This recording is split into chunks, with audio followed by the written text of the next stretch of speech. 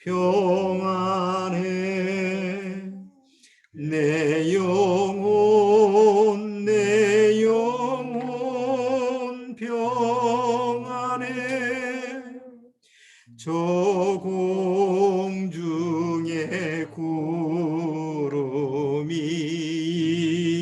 일어나며 큰 나팔이 울려날 때 주 오셔서 세상을 심판해도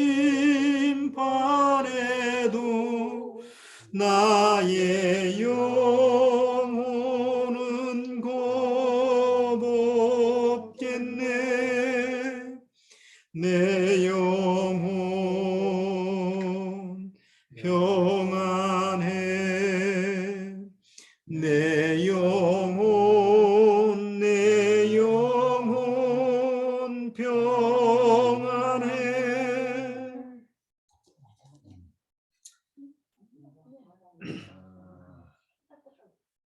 자, 우리 다 같이 기도드리면서 오늘 시작하도록 하겠습니다. 다 같이 기도드리겠습니다. 하나님 아버지 감사합니다. 오늘도 이렇게 주님의 말씀 앞에 같이 모였습니다. 우리가 비록 대면해서 모이거나 비대면으로 모이지만 항상 우리 안에 있는 말씀이 우리 심령을 주님 앞에 떳떳이 세울 수 있는 그런 심령의 자세로 우리가 살아가야 될 줄 압니다. 정말 이 마지막 때 정신을 차리고 하나님의 말씀이 무엇을 가리키고 또 하나님의 뜻이 어디에 있는지 말씀을 통해서 늘 깨닫고 우리 마음을 깨우는 그런 자세로 살아가야만이 이 마지막 때 우리가 주님의 뜻에 맞는 삶을 살아갈 수 있는 줄 압니다. 어디에 있든지 어떤 환경에 어떤 여건에 처해 있든지 오직 주님의 말씀만 붙들고 살아갈 수 있도록 주님께서 축복해 주옵소서. 예배 첫 시간이 옵니다. 마친 시간까지 주님께서 맡아 주관해 주옵소서. 시종을 주님께 부탁드리오며 예수님의 이름으로 기도드리옵나이다.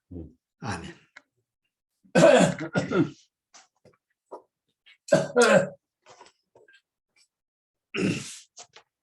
자, 주영이는 육사는 군대이기 때문에 아무래도 통신이 좀 약간 차이 들어갔다 나갔다 하는 거 보니까 좀 어려운 점이 있는가 봐. 뭐 특별한 사정이 있는 건 아니지? 선배들한테 계속 연락 와가지고. 아, 그래서 잠시 꺼놓은겨? 아, 특별한 통신 보안은 아니고? 아니. 알았어요. 자, 오늘 본문 내용은 창세기. 자, 제가 지난번에 우리 설교 요번 들어가면서 요한계시록하고 창세기하고 같이 이렇게 연결시켜서 우리가 성경을 같이 보겠다고 말씀드렸는데 오늘 창세기 한번 내용을 보시죠.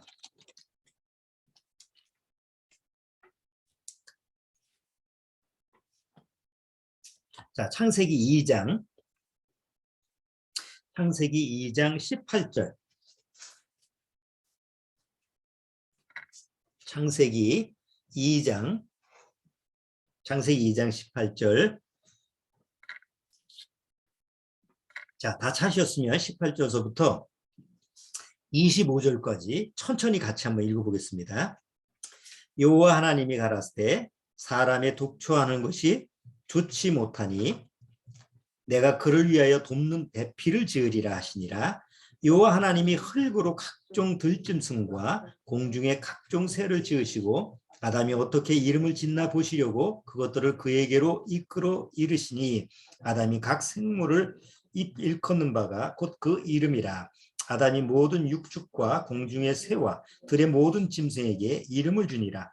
아담이 돕는 배필이 없으므로 여호와 하나님이 아담을 깊이 잠들게 하시니 잠들매 그가 그 갈빗대 하나를 취하고 살로 대신 채우시고 여호와 하나님이 아담에게서 취하신 그 갈빗대로 여자를 만드시고 그를 아담에게로 이끌어 오시니 아담이 가로되 이는 내 뼈 중에 뼈요 살 중에 살이라. 이것을 남자에게서 취하였은즉 여자라 칭하리라 하니라. 이러므로 남자가 부모를 떠나 그 아내와 연합하여 둘이 한 몸을 이룰지로다.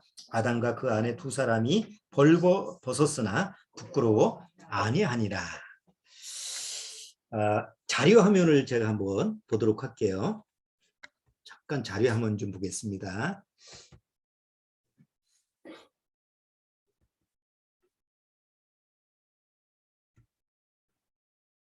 자, 여기 보면 아이들 보는 그 책에 아이들 보는 책인데 책 제목을 좀 보시는 거예요. 책 제목이 뭐라고 돼 있죠?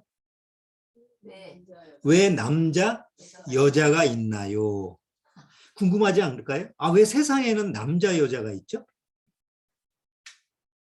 그래서 뭐 그러려니 하고 살면 뭐 아무 궁금한 점이 없는데 애들은 궁금하잖아요. 왜 이상하다. 왜 남자, 여자가 있지? 왜 동물은 암컷, 수컷이 있지? 중간은 왜 없지? 그렇잖아요. 남자, 여자, 뭐 중자, 뭐 상자, 뭐 계속 종류별로 쫙 있어야 되는데 왜 인간의 종류는 딱 남자와 여자가 있을까? 그래서 그런 궁금증을 이 책에 이게 외국 사람이 진 건데 번역한 건데 있어요. 그러면 이 사람은 뭐라고 썼을까요? 왜 남자와 여자가 있나요? 했을 때 뭐라고 했을까요? 간단해요. 그 책을 보니까 그냥 우연히 남자와 여자가 생겼다. 뭐 세상 구원하고 관계없는 사람, 성경을 안 믿는 사람 입장에서는 그렇게 될 수밖에 없죠. 아니 그걸 어떻게 알아? 자, 또 다른 자료 화면을 제가 볼게요. 자, 요 사람은 로봇을 만드는 사람인데 여자 로봇을 만들어서 결혼한 사람이에요. 자기가 만든 로봇과 여자 로봇과 결혼식 하는 장면, 이렇게 인터뷰하는 장면, 이게 나오고 있어요. 자, 또 로봇과 사랑을 하는 장면인데 앞으로 30년 뒤에는 로봇과 이런 상황이 많이 벌어질 거다라고 예측을 해요.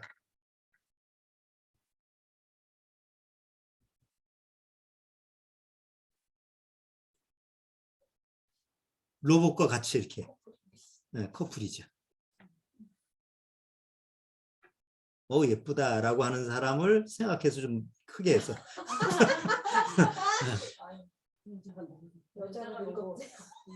여자가 좀 늙었어요? 자, 근데 팔이 사람 팔은 아니죠? 자, 그래서 로봇과 사랑을 약속을 하는 이런 그 이미지가 요새 영화도 그렇고 여러 개 많아요. 그래서 이게 앞으로 향후 뭐 20년 뒤 30년 가면 로봇과 결혼하는 이런 것도 세상에 아주 도래가 될 거다. 이렇게 이제 얘기를 합니다. 자, 왜 이런 문제가 생길까요? 왜 로봇과 사랑을 하고 왜 로봇과 결혼한다는 이런 그 이미지, 이런 영상이 나오고 실제로 왜 이런 현상들이 벌어지죠? 원인은 왜 남자와 여자가 있지라는 근본적인 이유를 모르기 때문에 그래요. 세상에서 남자와 여자가 왜 생겼느냐라는 것은 우연히 어떤 단세포 동물이 처음에 진화론에서 보면 처음에는 남자 여자 성의 구분이 없었잖아요. 처음 초창기에 어떤 세포가 하나 있었는데 이게 세포 분열을 해가지고 어떻게 되다 보니까 하나는 남자가 되고 하나는 여자가 됐다. 이런 식으로 해석을 하는 거죠. 중간 과정은 없어요. 그럴 거다라고 추정을 해요. 근데 오늘 제가 성경을 통해서 창세기를 보니까 하나님이 창조할 때 분명히 하나님은 남자라고 하는 남성과 여자라는 여성, 성의 구분을 딱 정해놨죠. 그래서 남자와 여자를 하나님이 딱 구분시켜서 창조하셨어요. 하나님이 왜 그렇게 창조하셨을까? 왜 남자와 여자를 만드셨을까? 뭐 그걸 좀 우리가 성경을 통해서 알아보기 전에 왜 뭐 남자와 여자가 있는 거는 뭐 그렇다 쳐요. 그럼 왜 남자와 여자가 결혼을 하죠? 왜 남자와 여자가 결혼을 할까요? 그걸 알고 결혼하는 사람이 있을까요? 아, 결혼하는 목적, 결혼하는 이유가 이거다라는 걸 알고 하는 사람이 어때 있을까요? 뭐 언제 때서부터는 모르지만 남자와 여자가 하나가 돼서 자식을 낳고 이런 과정이 옛날부터 있다 보니까 그렇게 가는 것뿐이지 정확히 이유를 알아가지고 하는 사람은 없어요. 자, 그런데 이제 문제는 결혼을 남자와 여자가 있어서 남자와 여자가 이제 하나가 돼서 결혼을 하는데 그 결혼이라고 하는 것이 과연 인간들한테 어느 만치 행복을 주냐,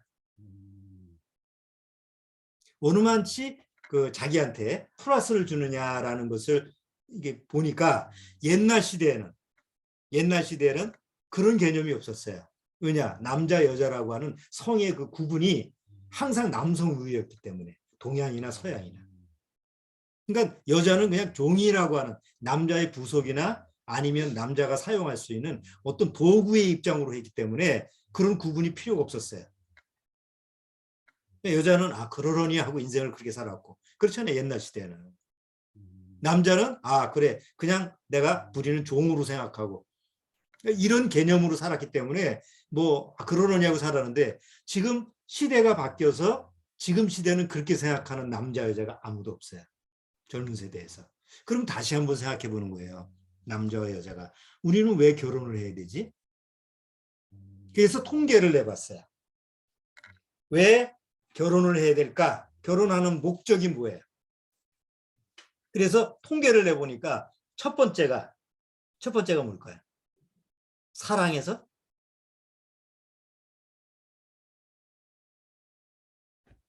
노후에 외롭지 않으려고.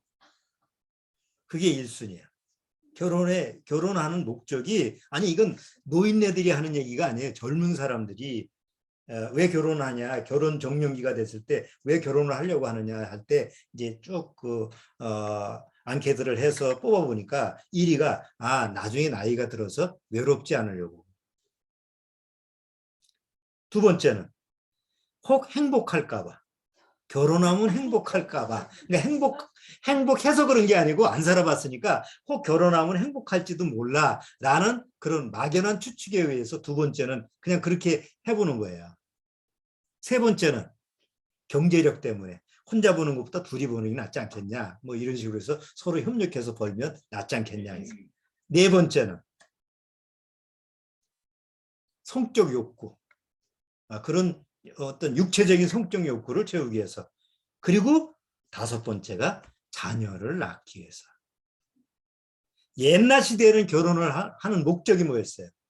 자녀 생산입니다. 아니 본인이 원해서 결혼해서 자식 낳이지 않은 게 아니에요. 옛날 자성대대로 우리나라에 왜 결혼시켰어요? 왜 왕서부터 왜 결혼을 주선을 해서 뭐 선을 보게 하고 뭐 그런 목표가 뭐예요? 후손을 내기 위해서. 영화 씨바지도 있잖아. 자식을 못 낳으면 씨바지라고 여자를 데려와서 자식까지 낳게 하는 게 옛날의 기본관념이에요. 근데 세대가 바뀌면서 이제는 자식 낳는 게 목표가 아니야. 그거는 그런 생각도 없고 젊은 사람들이. 요즘은 젊은 사람 우리나라 같은 경우는 인구 절벽 아니야 이제는.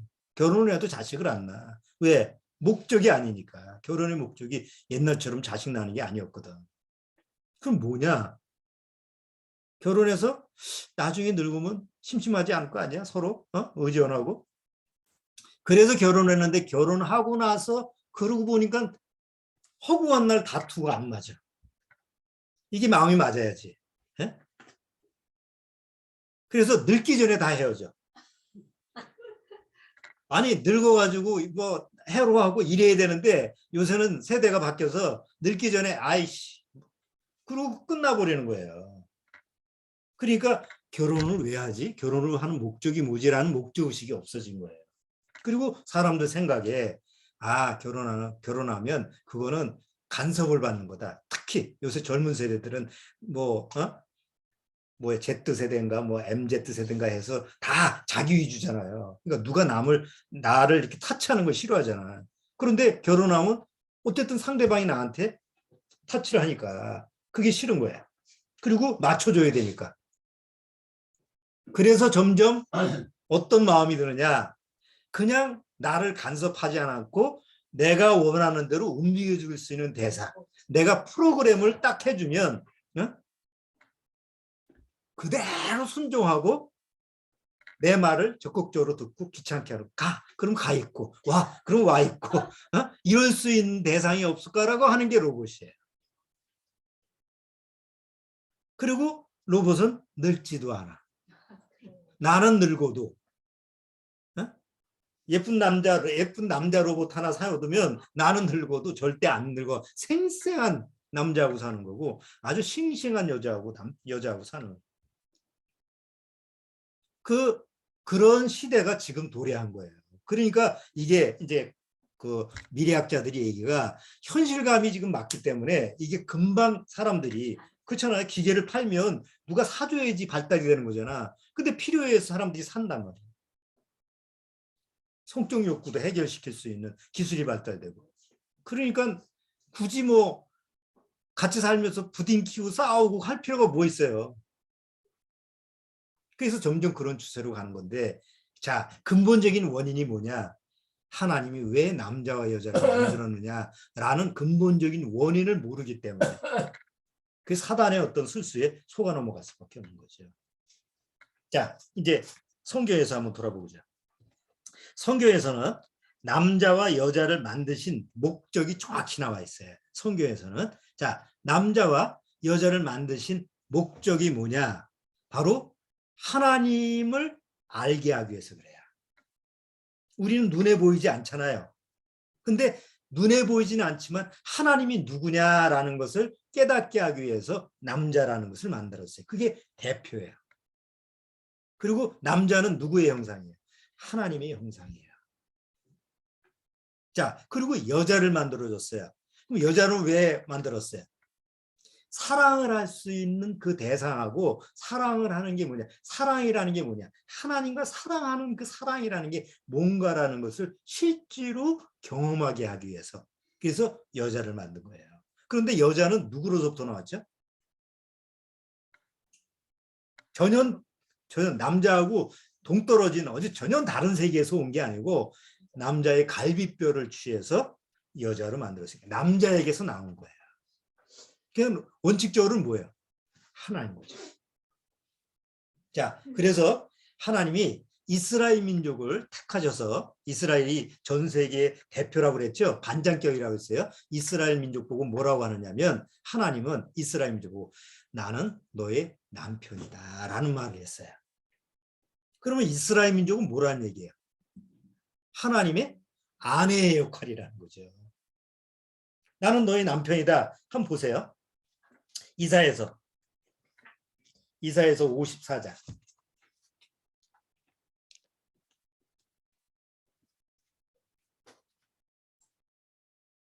이사야서 54장.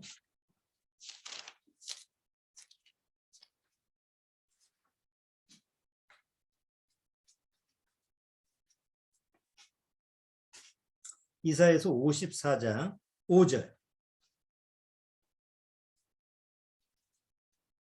자, 이사야서 54장 5절. 같이 한번 읽어보시죠. 이는 너를 지으신 자는 내 남편이시라. 왜 남편이라고 했을까요?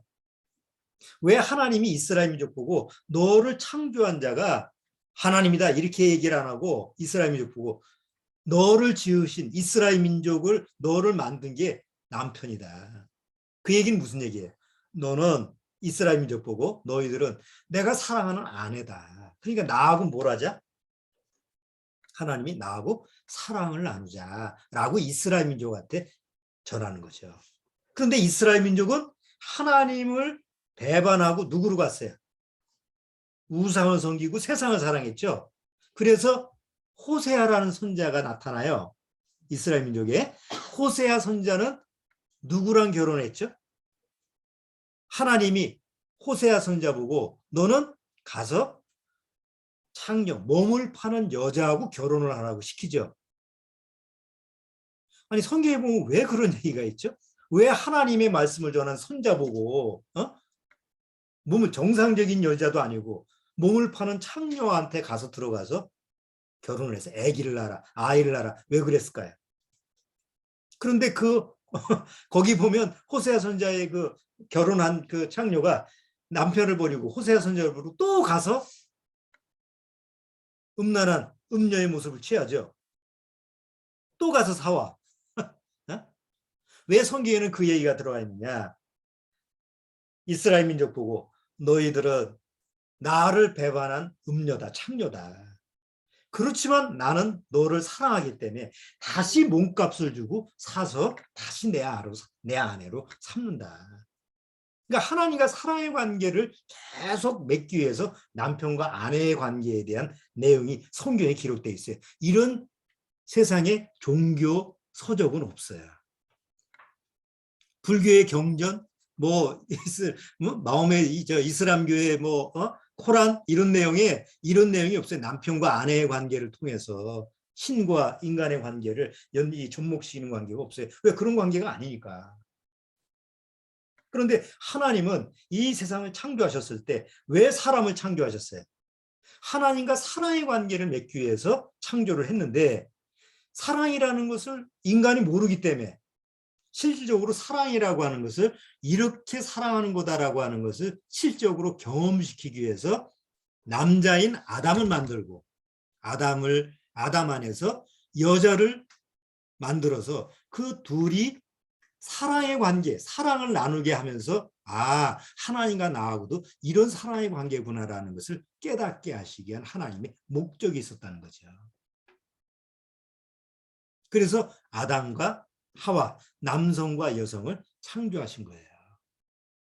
앞으로 하나님의 계획 속에서는 그 하나님과 영원한 사랑을 이렇게 유지하기 위해서 아담과 하와를 남자와 여자로 만들어 놨는데 하나님의 말씀을 어기고 어떻게 돼버렸어요? 죄로 타락돼 버렸어요. 죄로 타락된 다음에 남성과 여성은 어떻게 돼 있죠? 멀어도 너무 먼 사이가 된 거예요. 네? 어떻게 보면 굉장히 가깝겠는데, 그렇죠?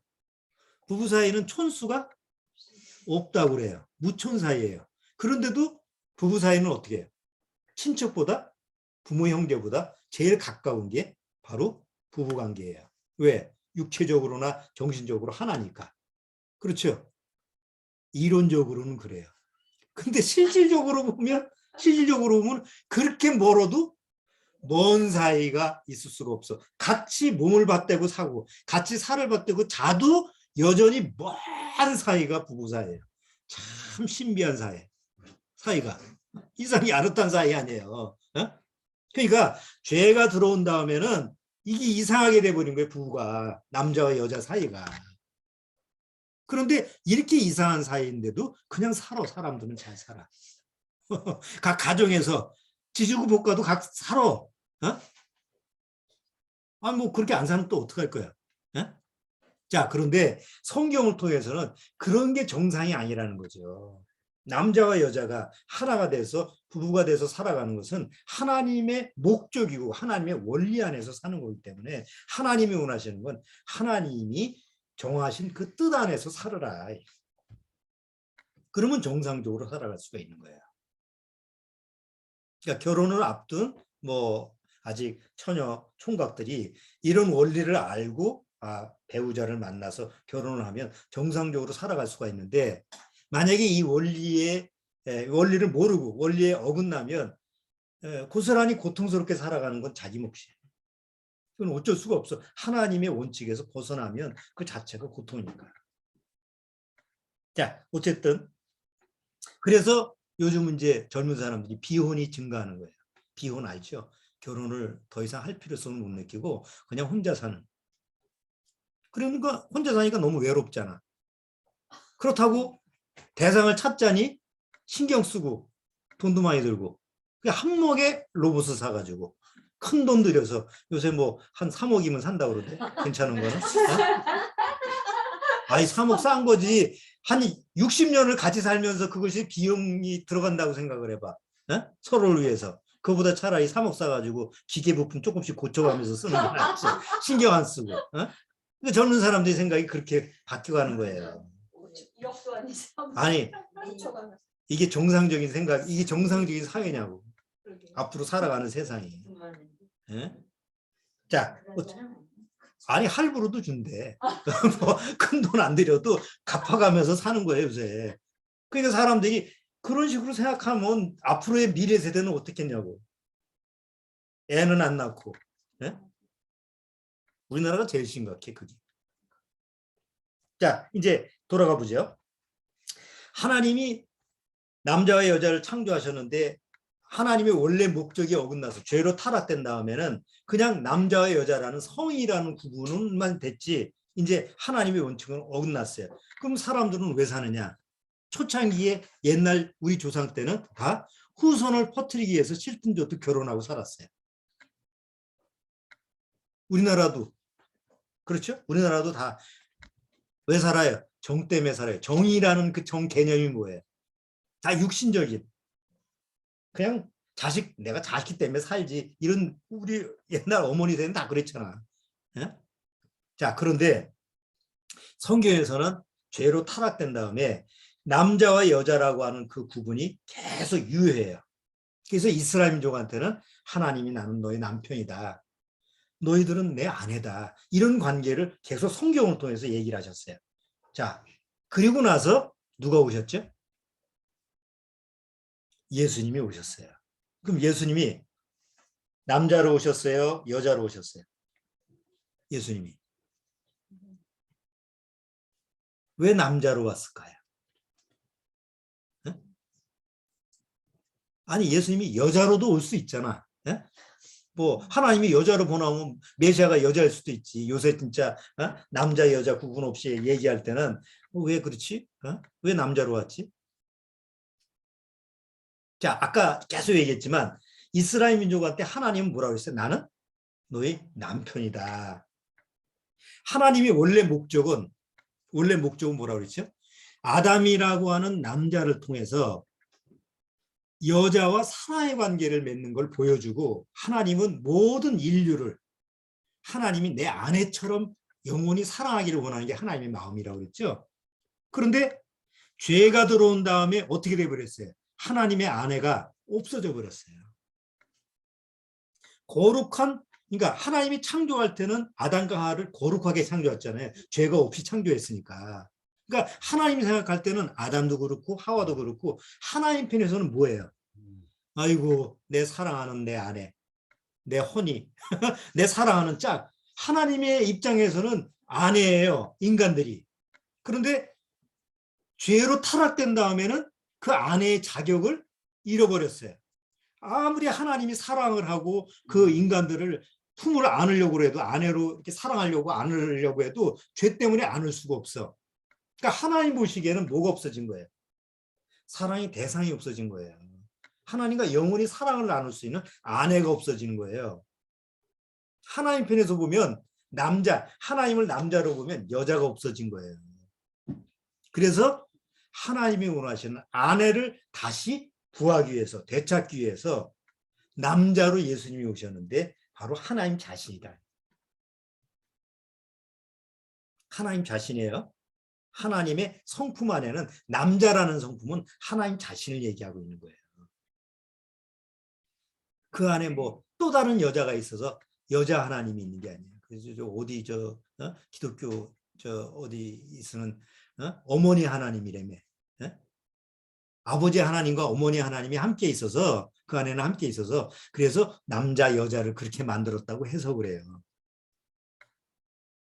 하면 그럴 수 있네 하고 빠지는 거예요. 그게 아니고 하나님은 남성의 대표예요. 그럼 여자는 여자 하나님이 아니고 남성 하나님의 남자 하나님의 사랑의 대상이 여자 인간이에요. 그런데 죄로 타락돼서 더 이상 하나님의 아내로 삼을 수 있는 대상이 없으니까 하나님이 직접 육체를 입고 남자로 오신 거예요. 뭘 구하기 위해서? 결혼할 여자를 구하기 위해서. 근데 새로 만들 수는 없잖아. 그래서 이미 아담의 후손들 중에서 다 죄로 타락됐지만 그 죄로 타락된 그 인간들을 다시 하나님의 성품, 거룩한 성품으로 바꿔서 하나님의 신부될 자격이 돼 있는 사람을 만들기 위해서 예수님이 남자로 오신 거예요. 그리고 십자가에서 죽으셨어요. 왜? 당신의 아내 될 사람들이 죄를 대신 짊어지고, 그리고 십자가의 죽음으로 말미암아 뭘로 만들어준 거야? 누구든지 예수 그리스도를 믿고 예수님과 함께 죽고 예수님과 다시 사는 이 복음을 받아들이면 뭐가 되는 자격을 얻게 해요? 신부가 될 자격을 주는 거예요. 그래서 신약의 서신서에 보면 계속 무슨 얘기가 나와요? 신부에 대한 얘기가 계속 나오는 거예요. 예수님은 신랑이고 그 신랑과 결혼할 신부가 누구냐, 계속 신부에 대한 얘기가 나오죠. 그리고 이제 요한계시록 맨 끝에를 보면 19장에 보면 결혼식에 대한 얘기가 나와요. 결혼식. 요한계시록 19장을 보시죠. 요한계시록 19장.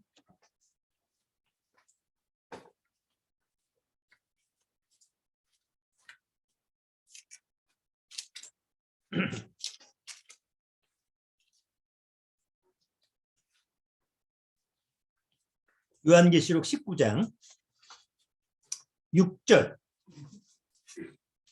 자, 6절. 요한계시록 19장 6절.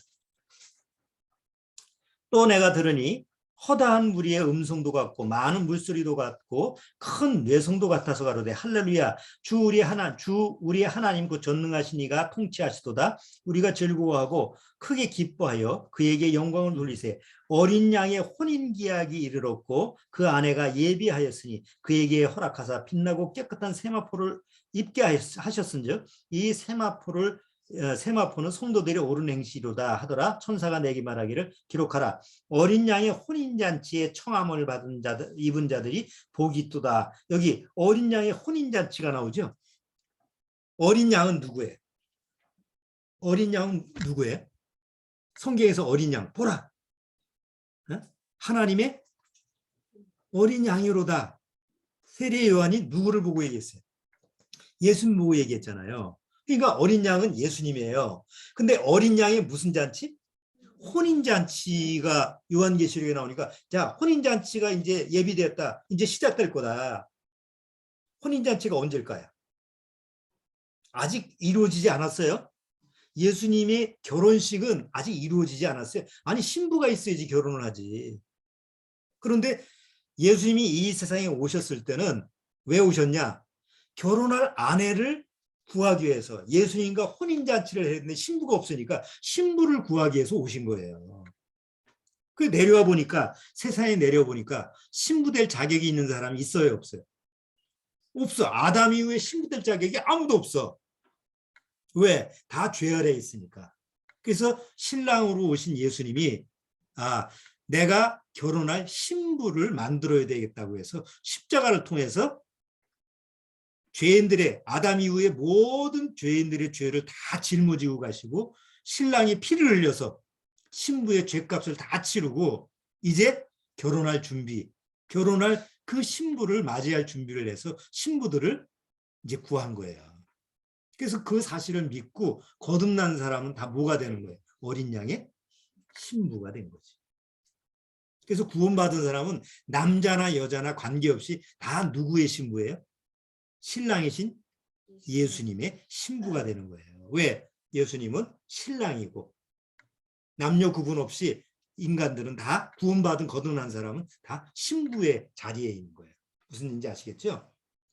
신부니까 여자만 신부가 되는 이런 개념이 아니고 하나님이 남자의 대표고 신랑이고 그리고 아담 위의 모든 인간들 중에서 바로 신랑이신 예수님을 통해서 거듭난 사람은 다 신부의 자격을 얻는 거예요. 자, 그래서 구원받은 사람은 다 신부죠. 신부가 됐어요. 자, 신부가 되는데 신랑은 하늘에 계시고 신부는 땅에 있잖아요. 그럼 결혼식을 어디서 한다는 얘기야? 예? 예수님이 이 세상에 나와서 결혼식을 한다는 얘기예요? 아니죠. 성경에는 어떻게 돼 있어요? 결혼식 날이 이제 다가오면 지상에 있는 거듭난 신부들을 다 모아서 하늘에 가서 결혼식을 하겠다고 성경은 예언이 돼 있죠. 그게 어린 양의 혼인잔치예요. 그럼 혼인 날짜가 언제냐? 바로 7년대 환란 때 7년 동안이 예수님의 혼인식, 결혼식이에요. 자, 지상에서는 7년대 환란이 이루어져요.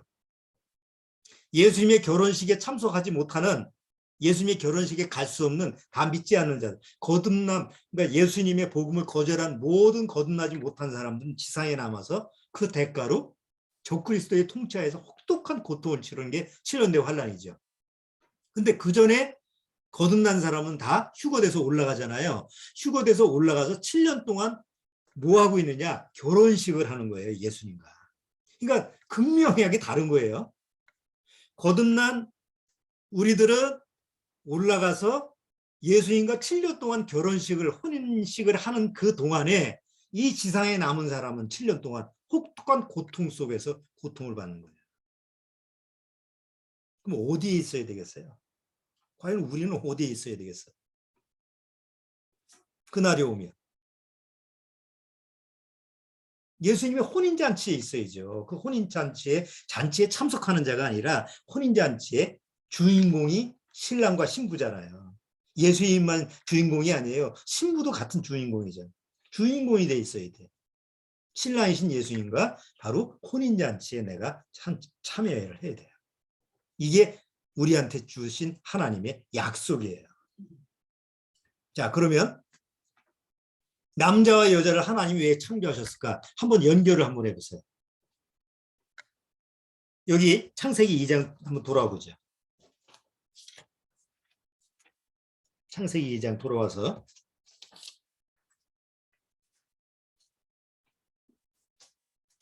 자, 창세기 2장 다시 한번 볼게요.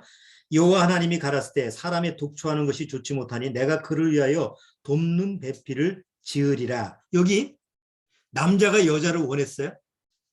아담이 하나님 보고 나 여자 하나 만들어주세요. 심심하니까 이랬어요? 아니에요.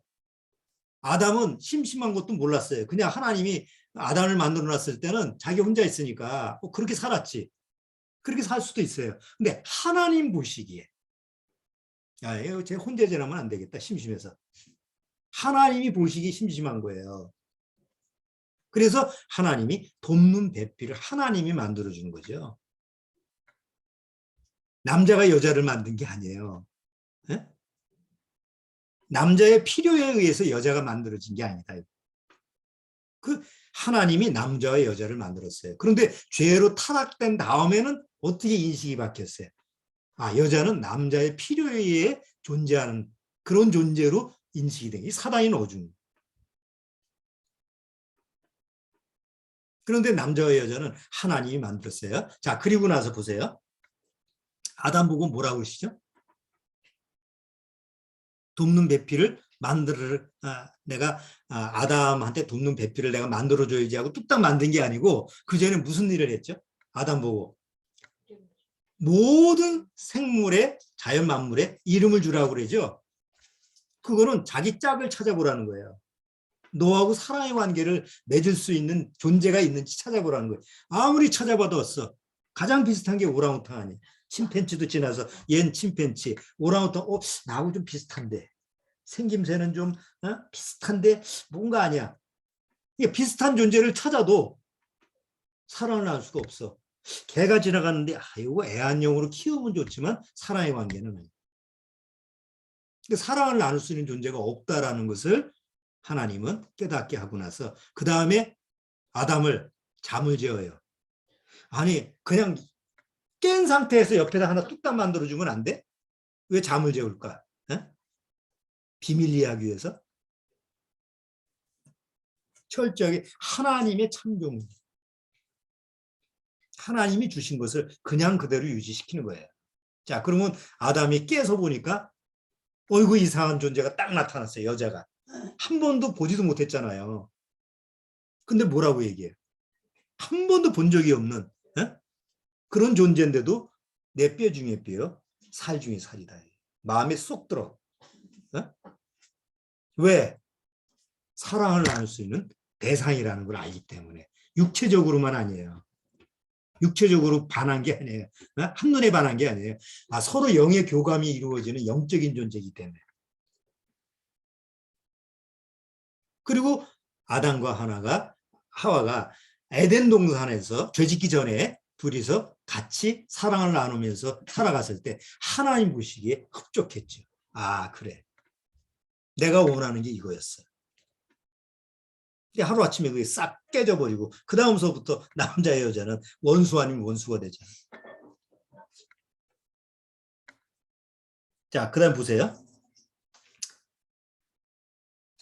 21절 여호와 하나님이 아담을 깊이 잠들게 하시니 잠들매 그가 갈빗대 하나를 취하고 살로 대신 채우시고 여호와 하나님이 아담에게서 취하신 그 갈빗대로 여자를 만드시고 그를 아담에게로 이끌어 오신다. 이게 남자와 여자가 만들어지게 되는 성경의 말씀이에요. 자, 여러분은 어느 것을 믿으시겠어요? 하나는 눈에 보이지 않는 어떤 세포가 막 돌아다니다가 이게 갑자기 세포 분열이 딱 이루어지더니 하나가 남성이 되고 하나가 여성이 돼서 그래서 지금 남자와 여자가 만들어졌다. 이것이 더 믿어지세요? 아니면 하나님이 흙으로 아담을 만드시고 거기서 갈비뼈를 하나 빼가지고 여자를 만들었다. 이게 믿어지세요? 어느 거를 믿으실 거예요? 둘 다 안 믿어지죠. 이게 둘 다 이게 근거가 이게 믿어질 수 있는 상황이 아니잖아요. 진화론도 그렇고 이 창조론도 그렇고 이거는 인간의 머리로 이해해서 받아들이는 게 아니에요. 근데 왜 구원받고 나서 구원받지 못하면 죽었다 깨어나도 이거 안 믿어져요? 구원 못 받으면 그냥 이러려니 하고 믿는 거지 이게 믿어져서 믿어지는 게 아니에요. 그런데 구원받으면 이게 저절로 믿어져요.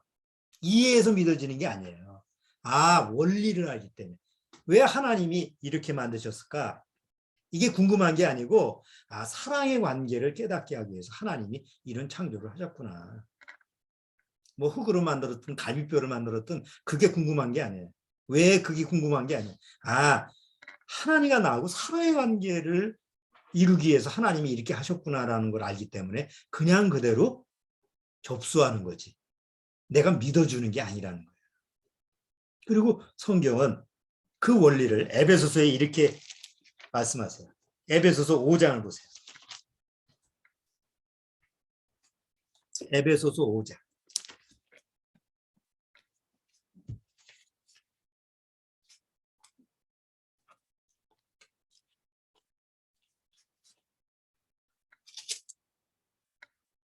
자, 에베소서 5장 31절.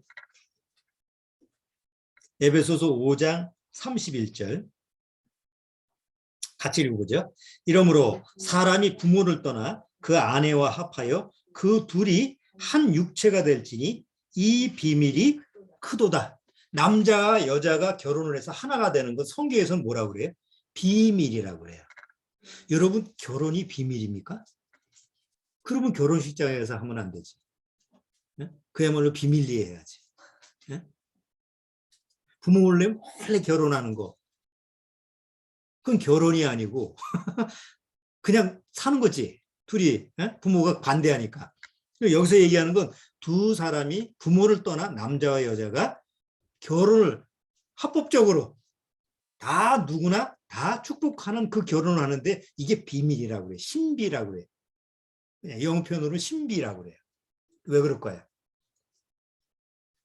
바로 하나님의 계획이 들어가 있기 때문에. 그래서 하나님 아까 쭉 얘기한 대로 정리를 해보죠. 하나님이 신랑이신 아담의 제 두 번째 아담이 그 예수님을 신랑으로 이 세상에 보내셔서 신부를 다 모으게 했어요. 그래서 아담의 후손들 중에서 예수 그리스도와 함께 십자가에 죽고 또 십자가에서 다시 살아나는 그 신부들을 모아서 지상에서 그렇게 모아놓은 데가 어디예요? 그걸 교회라고 하죠.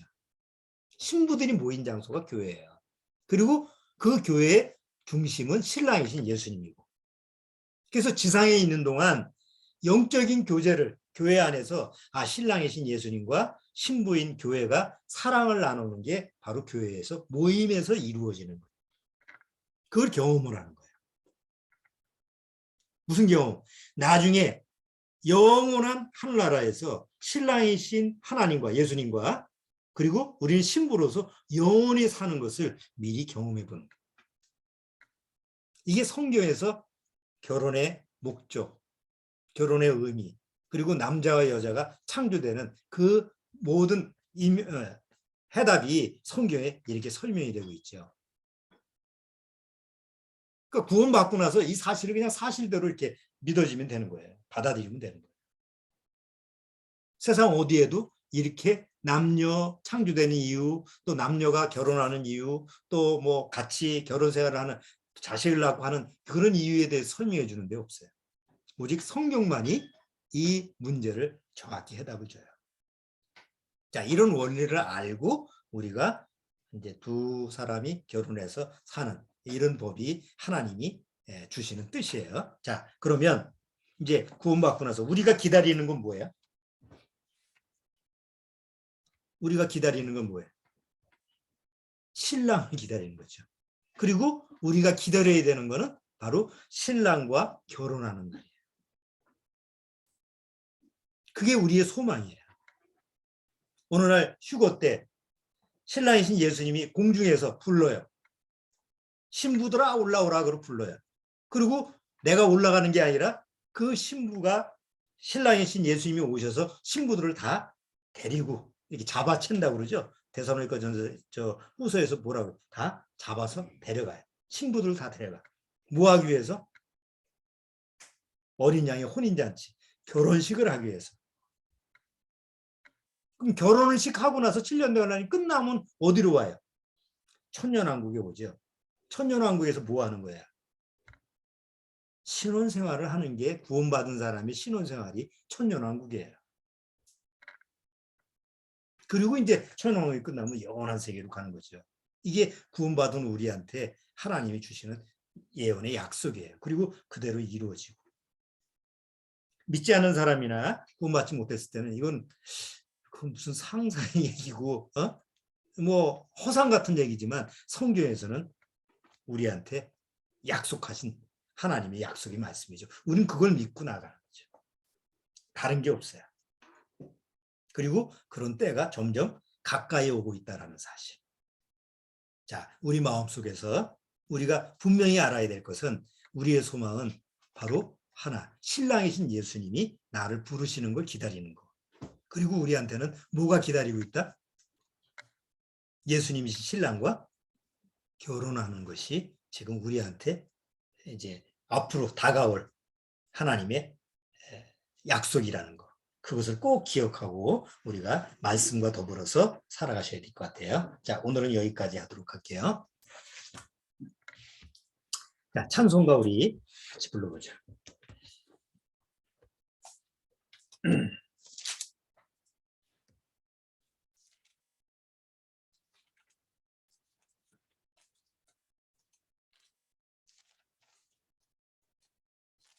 신랑을 기다리는 신부 찬송이 어디 있죠?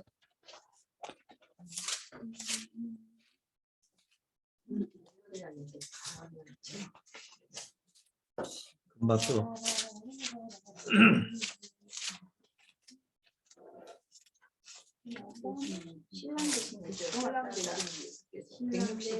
아, 162장 한번 찾아보세요. 오늘 설교 내용하고 같이.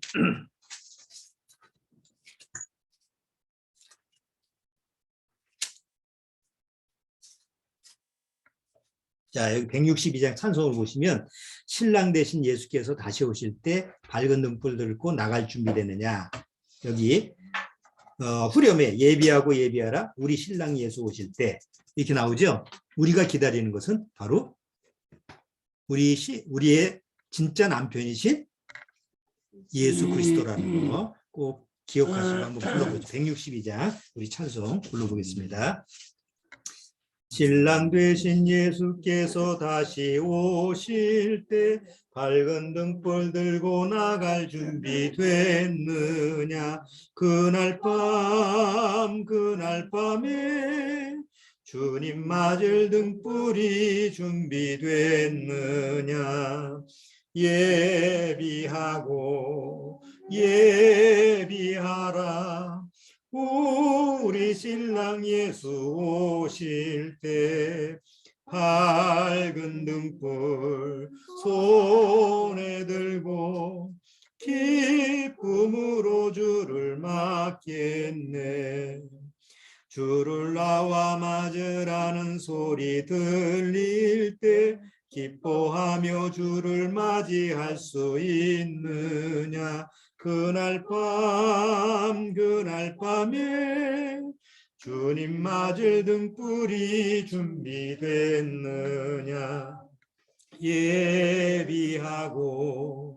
예비하라.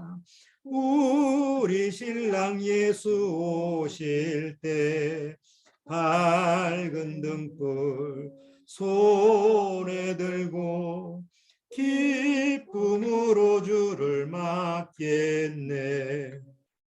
항상 깨어 기도하며 거룩한 기름 준비하지 않고 주를 맞지 못하리. 그날 밤에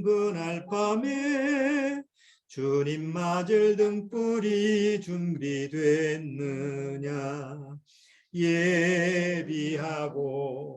예비하라. 우리 신랑 예수 오실 때 밝은 등불 손에 들고 기쁨으로 주를 맞겠네. 그날 밤에 영화로운 혼인 자리에 기뻐하며 할렐루야 찬송 부르리. 그날 밤에 주님 맞을 등불이 준비됐느냐. 예비하라. 우리 신랑 예수 오실 때 밝은 등불 손에 들고 기쁨으로 주를 맞겠네. 자, 기도드리고 마치겠습니다. 주님 감사합니다. 정말 이 마지막 때 우리가 주님의 신부가 돼서 오직 신랑이신 예수님만 기다리고 이 마지막 이 죄악의 세상에서 그 소망을 갖고 살아간다는 것처럼 즐겁고 하나님 앞에 감사한 일이 없는 줄 압니다. 만약 이 소망이 없었다면 우리는 세상 사람들처럼 아무 의미 없이 그냥 세상의 고통을 받고 살아갈 수밖에 없었는 줄 압니다. 그러나 이제 거듭나서 주님을 기다리는 그런 신부의 모습으로 우리가 늘 말씀 앞에 기도하고 주님을 기다리고 있습니다. 신랑이 기다리는 거룩한 신부의 모습을 늘 말씀을 통해서 지키게 하옵시고 주님이 부르실 때, 신랑이 부를 때 아무도 그 소리를 못 듣는 사람이 우리 중에 없도록 주님께서 인도하여 주옵소서. 또 한 주간 주님과 신랑이신 예수님과 항상 더불어 함께하는 삶을 주님께서 허락해 주옵소서. 예수님의 이름으로 축원합나이다. 아멘. 자, 마치겠습니다. 서로 인사하시고